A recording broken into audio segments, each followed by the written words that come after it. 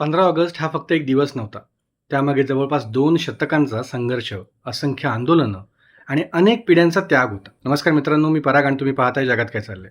सुरुवात होती east India कंपनीपासून. व्यापारासाठी आलेली कंपनी हळूहळू राजकारणात उतरली आणि 1757च्या प्लासी आणि 1764च्या बक्सारनंतर तिची सत्ता वाढत गेली. या सत्तेविरोधात 1857मध्ये मोठा उठाव झाला. सैनिकांचा असंतोष, संस्थानिक आणि सामान्य जनतेचा सहभाग यामुळे हा संघर्ष उभा राहिला. दिल्लीमध्ये बहादूर शाह जफर यांनी प्रतिकात्मक नेतृत्व मिळवलं. याला पहिलं स्वातंत्र्य युद्ध असं म्हटलं जातं. तर काही इतिहासकार याला मोठा सैनिक उठाव किंवा बंड मानतात.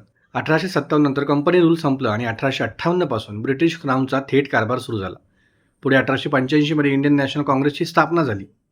सुरुवातीला मागणी होती भारतीयांचा प्रशासनात सहभाग आणि राजकीय सुधारणा, पण हळूहळू ही चळवळ स्वराज्याच्या मागणीपर्यंत पोहोचली.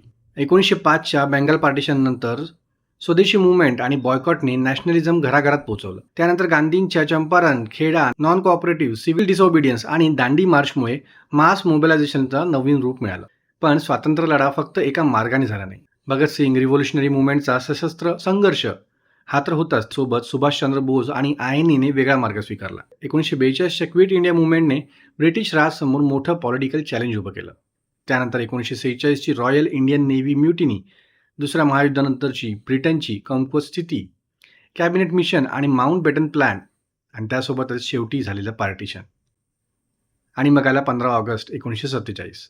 भारत स्वतंत्र झाला. हे स्वातंत्र्य एका आंदोलनाचं किंवा एका नेत्याचा परिणाम नव्हता. 15 ऑगस्ट जर समजून घ्यायचं असेल तर ती फक्त तारीख नाहीये, त्यामागची पूर्ण जर्नी समजून घ्यावी. अशीच माहिती जाणून घेण्यासाठी या चॅनलला फॉलो करून ठेवा आणि पाहत राहा जगात काय चाललंय. जय हिंद.